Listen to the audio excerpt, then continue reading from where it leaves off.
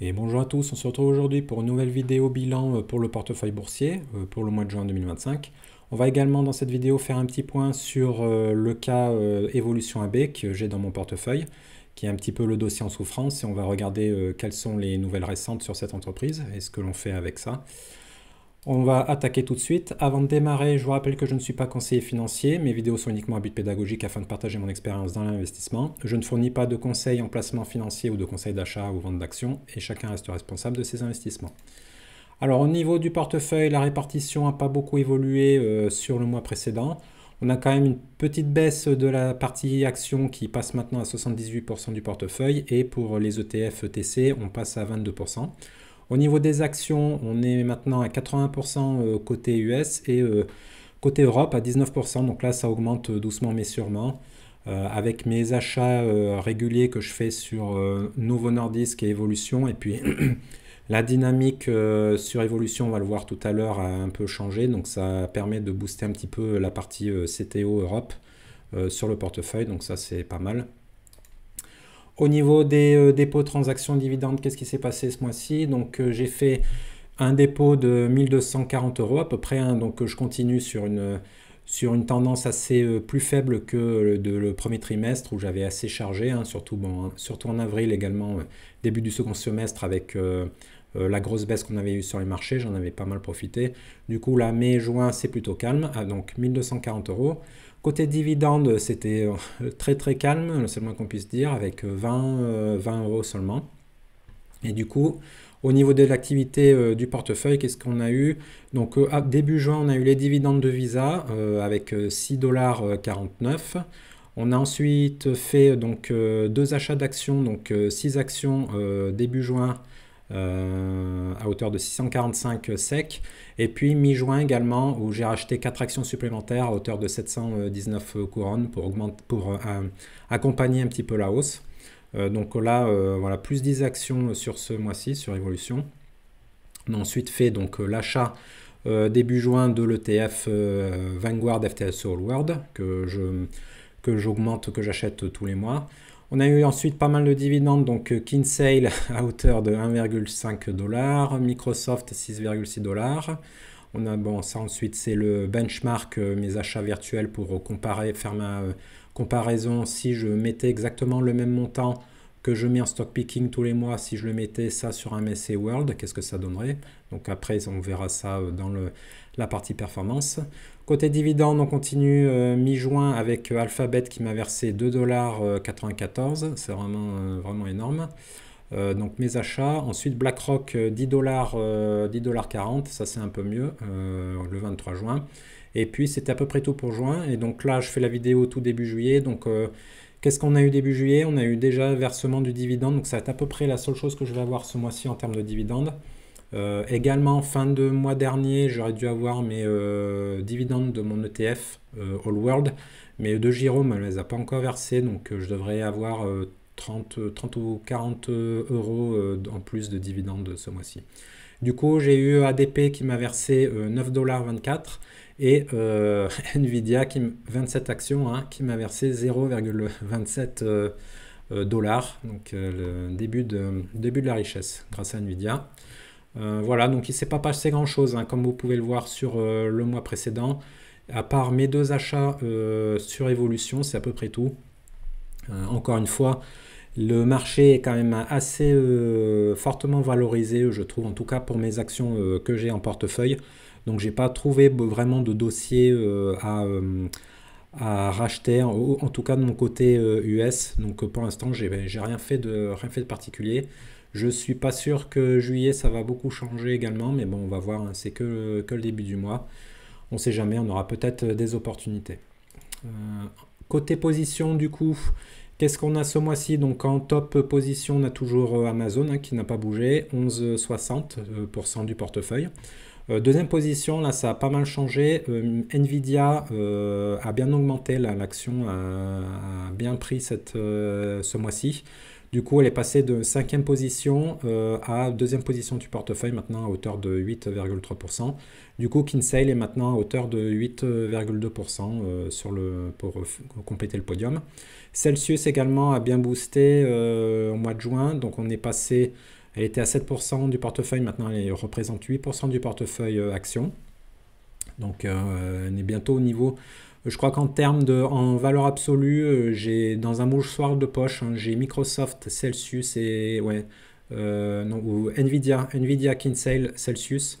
Les trois sont à quelques dizaines de dollars près. Donc ça risque de fortement évoluer là, le podium sur les mois qui viennent. En tout cas, je suis vraiment content là pour l'instant. Celsius qui a fait du coup un premier semestre 2025 plus en dollars, hein, plus 70%, un peu plus de 70% de performance. Donc c'est la meilleure performance du portefeuille. Ramener ça en euros, vu que le taux de change est vraiment pas bon, ça nous fait plus 50%. Hein. Bon, je vais pas cracher dessus, hein, c'est quand même très bon quand même. Pour compléter ensuite, Envisa a bien baissé ce mois-ci. On est maintenant à hauteur de 7,6% du portefeuille. Et puis sinon, MSCI n'a pas bougé, hauteur de 6,8%. Évolution et Novo, donc mes deux actions Europe maintenant. Donc Évolution a bien pris maintenant, on est à hauteur de 6%. Novo 5,4%, elle a un petit peu baissé par rapport au mois précédent.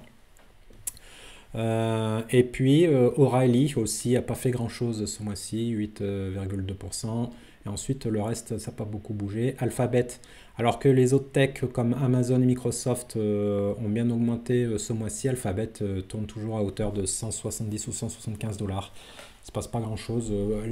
J'avoue que pour l'instant je suis assez content d'avoir baissé ma ligne en début d'année, hein, et pour renforcer plutôt Amazon. Même si je crois toujours dans l'entreprise, je suis plus serein de l'avoir à 5% que comme je l'avais en début d'année à hauteur dans mon podium, en tout cas de mon top action. Ensuite BlackRock, Apple, ADP que j'ai toujours pas pu renforcer, et puis Schneider. Donc voilà, le reste n'a pas trop changé. Météo des marchés, donc on a eu une petite baisse du CAC 40, donc là c'est sur un mois glissant. On est à moins 1,2% sur un mois glissant, et puis donc en juin je crois qu'il a fait à peu près moins 0,9%. Et puis le SP500, hein, toujours belle augmentation après mai déjà, on a encore pris 5,5%. Donc c'est pour ça que ce mois-ci mon portefeuille US est encore ce qui m'a amené le plus de performance. Donc ça c'est pas mal. Alors ouais, on va faire un petit focus là sur Évolution AB. Je voulais faire un peu le point sur l'entreprise, hein, qui est, comme je l'ai dit, un peu un de mes dossiers en souffrance depuis de nombreux mois. J'avais été rentré sur le dossier en septembre 2024, j'ai vérifié tout à l'heure. Donc pour rappel, Évolution AB, c'est spécialisé dans le développement et production de services de casino en ligne, sur mesure pour les opérateurs de jeux. Donc les opérateurs ensuite commercialisent et offrent les produits à leurs utilisateurs finaux. Donc les clients d'Évolution en fait comprennent la majorité des plus grands opérateurs de jeux en ligne d'Europe et d'Amérique du Nord surtout. Et puis ils ont un nombre croissant de casinos terrestres qui ont commencé à proposer des jeux en ligne. Et c'est le leader mondial dans le domaine en fait. Donc en termes de segments, ils ont deux segments principaux, le casino live. Donc ça va être les jeux et tables en direct en fait avec les croupiers qui sont filmés dans des studios. Et les opérateurs intègrent donc ensuite le flux vidéo sur leur site, et ça représente 80% des revenus. Donc c'est vraiment la majorité, l'activité principale de Évolution AB. Donc ils ont plusieurs studios, on va voir tout à l'heure. Ils avaient un gros studio en Géorgie, et là ils ont ouvert pas mal de... ils ont ouvert déjà des studios au premier semestre, et ils vont continuer d'en ouvrir au second semestre pour diversifier un peu les studios. Le second segment ensuite c'est le segment RNG, donc en fait pour Random Number Generator, c'est-à-dire les générateurs de nombres aléatoires. Donc en fait ça va être les jeux numériques. Ils sont renforcés dans ce type de jeu, donc tout ce qui est machine à sous, blackjack, roulette virtuelle. Donc ce segment-là, il y a plus de concurrence vu que tout est digital. Mais ils sont quand même renforcés cette partie-là. Donc là, c'est du coup à hauteur de 15-20% des revenus actuellement. Au niveau du coup des quelques statistiques, donc on a une capitalisation d'environ 150 milliards de SEC. Alors là, ils mettent 16 000 employés. Il me semblait avoir vu que maintenant, ils avaient à peu près 22 000 employés là, depuis le deuxième trimestre. Ouais.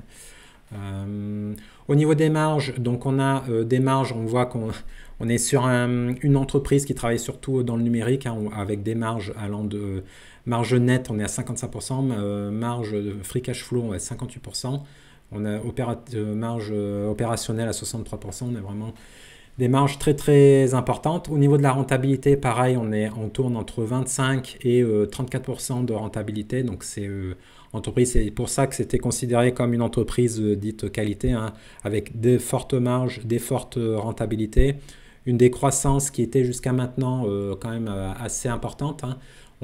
Ces 3 dernières années, on tourne en moyenne à 24% de croissance annuelle. Sur 5 années, on était à 40%. Donc c'est pour ça que là, on voit en bleu, c'était l'évolution du cours. Le cours avait explosé ces dernières années, donc c'était 2020, 2021 surtout. Et puis depuis 3 ans, ça s'est calmé.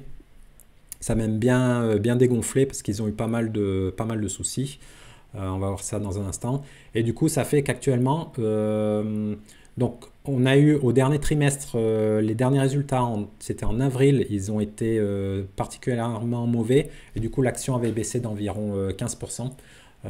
Donc on avait eu une baisse des revenus, donc c'était pas terrible. Et du coup, au niveau de la valorisation, juste avant de passer à ça, donc là, au niveau des dividendes, du coup, vu que le cours de l'action a bien diminué, on a un rendement du dividende à hauteur de 4,2%, donc c'est assez conséquent.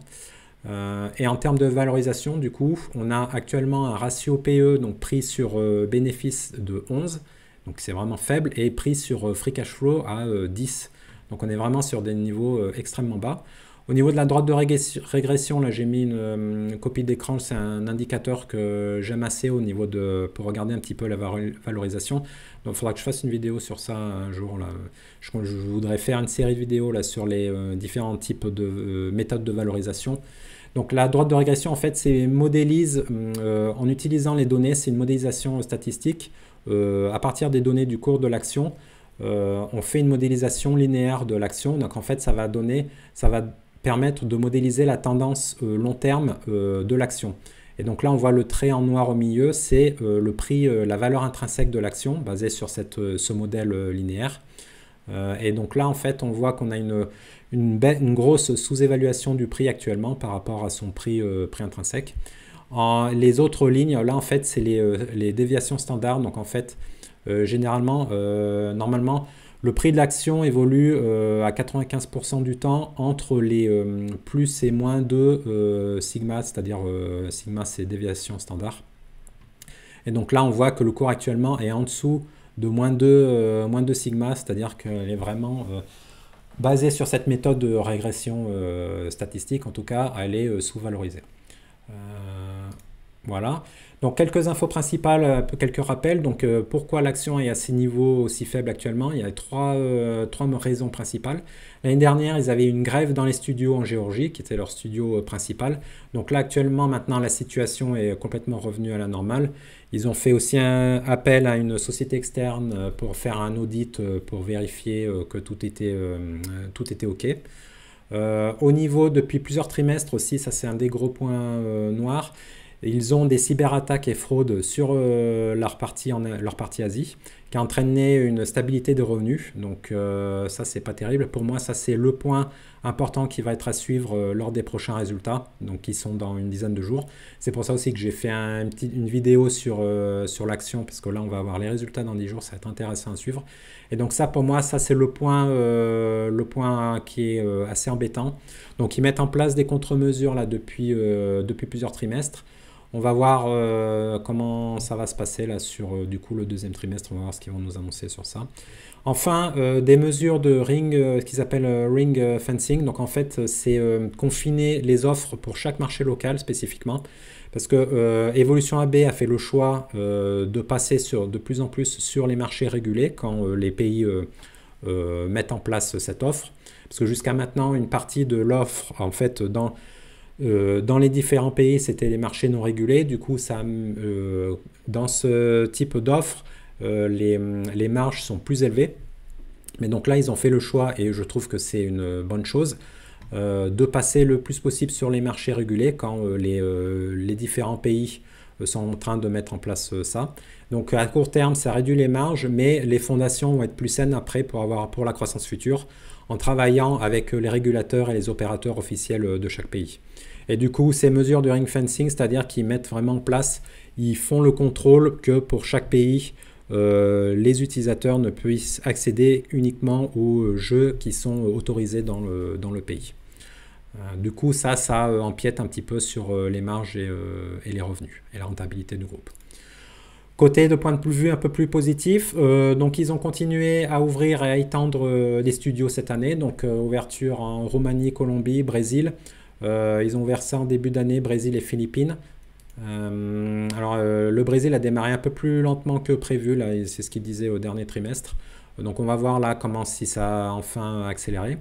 Ils ont également, on va voir ouverture Malte, Argentine et puis renforcement Michigan et New Jersey. Donc on voit qu'ils sont vraiment en train de développer leur studio. Également pour éviter d'être vraiment dépendant d'un seul studio comme c'était le cas jusqu'à maintenant avec le studio en Géorgie. Ils ont 110 nouveaux jeux prévus cette année, donc qui est leur plus grosse année a priori en termes de nouveaux jeux dans leur nouvelle gamme de produits. Ils vont également avoir pour 500 millions d'euros de rachat d'actions. Donc en ce moment, on voit passer un peu toutes les semaines les annonces où ils font leur rachat assez massif, hein, surtout vu le prix de l'action qui est un peu fracassé, même beaucoup fracassé en ce moment.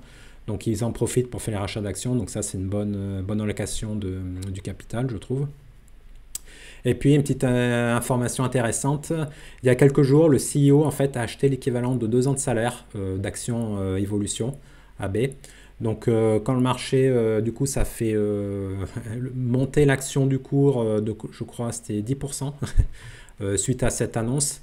C'est vrai qu'on peut s'étonner, on va dire, que de ce niveau de rachat d'achat d'actions, quelques semaines avant l'annonce des résultats du second trimestre. Donc ça peut être porteur de bonnes nouvelles, on va voir comment ça va se passer. Donc ça c'est pas mal. Également ils ont annoncé cette semaine un nouveau gros partenariat avec l'éditeur Hasbro pour développer une offre de jeux casino avec les marques Hasbro. Donc ils avaient déjà fait ça avec le Monopoly apparemment qui avait bien marché. Donc ils vont pouvoir développer ça, ils ont été sélectionnés par Hasbro pour développer une gamme de produits. Donc on va avoir pas mal de nouvelles offres là-dessus je pense. Donc ça, gros partenariat qui va arriver. Et puis ils ont annoncé également cette semaine extension de leur présence aux US avec partenariat avec les casinos Bally's au Rhode Island. Donc ils continuent. Pour rappel, le marché US est assez compliqué parce que chaque État a sa propre régulation. Donc ça demande pas mal de travail pour travailler avec chaque opérateur pour mettre en place l'offre de jeu dans chaque État. Et donc là, ils vont avoir un partenariat avec des casinos au Rhode Island. Avant de passer pour revenir sur le portefeuille, et du coup, bon, on va peut-être quand même conclure. Du coup, de mon côté, sur Evolution AB, ce que je fais faire, c'est ce que j'en avais un peu déjà dit ces derniers mois. Je vais voir comment ça évolue sur 2025. Là, a priori, il commence à avoir le momentum. On commence à retrouver une belle dynamique haussière là, depuis quelques semaines. Donc, on espère que ça va continuer, que ça va être renforcé par les résultats qui vont arriver dans 10 jours. En tout cas, pour l'instant, je continue à être assez optimiste sur le dossier. Donc, pas de raison de sortir du dossier pour moi, en tout cas pour le moment. Avant de continuer, pensez à liker, à vous abonner à la chaîne. Hein. La majorité des gens qui regardent mes vidéos ne sont pas abonnés. Donc, ça aide à pousser la chaîne sur YouTube. Hein. C'est assez compliqué de faire émerger la chaîne. Merci de votre aide. Au niveau, retour sur le portefeuille du coup, au niveau du top flop, qu'est-ce qu'on a eu ce mois-ci, donc au mois de juin. Au niveau flop, on a eu Automatic Data Processing qui a fait une belle petite baisse quand même avec moins 8,8%. Visa également, comme je l'ai dit tout à l'heure, avec 6,2%. Et puis O'Reilly avec presque moins 5% également. J'attendais, il y a eu au mois de juin le split de l'action de 1 pour 15. Donc là où avant j'avais 2 actions de 1000 et quelques dollars, maintenant j'ai 30 actions à hauteur de 90 dollars maintenant. Donc j'espérais que le split annoncé allait faire monter un petit peu le cours, mais bon, ça n'a pas l'air de changer grand chose. Novo Nordisk a perdu un petit peu de dynamique qu'on avait eu au mois de mai, malheureusement, donc on a eu moins 3% ce mois-ci. L'Oréal, moins 2,5%. Côté top, par contre, comme je l'ai dit tout à l'heure, hein, c'est les trois.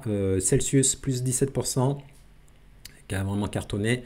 Nvidia également, très belle performance ce mois-ci avec 12,5%. Et puis Evolution AB, 10,9% ce mois-ci. Donc peut-être enfin le réveil tant attendu de l'entreprise Evolution AB. Donc on va voir comment ça va évoluer sur le troisième trimestre. Ok, on va passer maintenant sur du coup le reste des résultats sur portfolio performance. Donc depuis le 1er janvier 2023, qu'est-ce qu'on a du coup? Au niveau des flops, hein, pas de changement particulier, même si ça s'améliore doucement.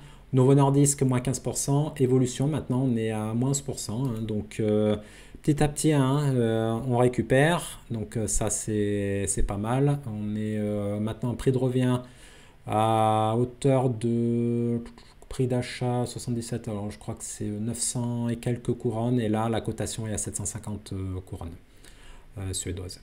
L'Oréal qui tourne autour de, je suis à peu près neutre hein, sur L'Oréal à 0,5%, pas terrible.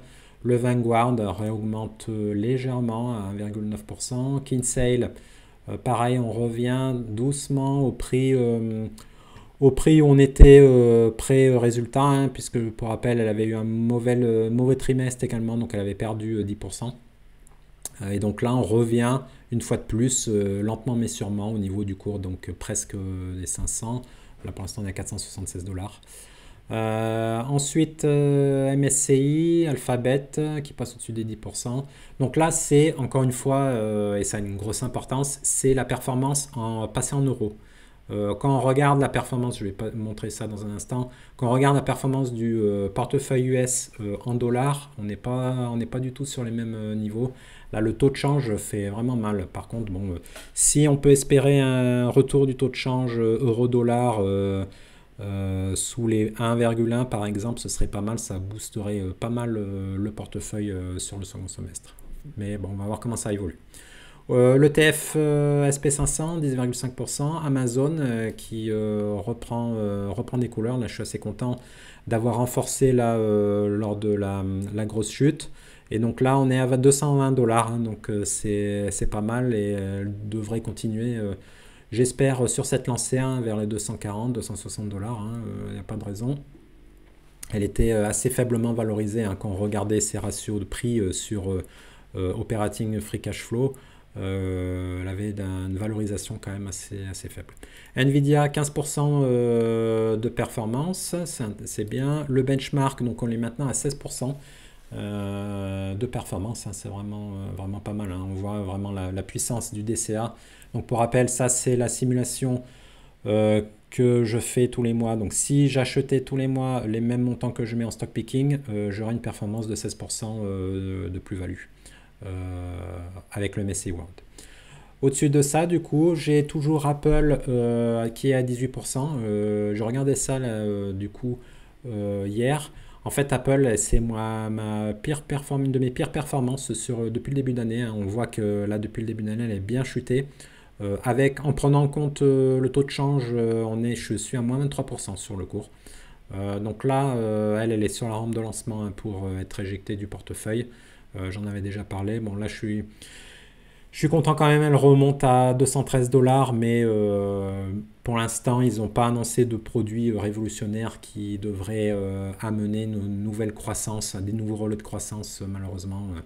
Leur partie service, je trouve, ne croît pas assez vite pour être vraiment intéressant.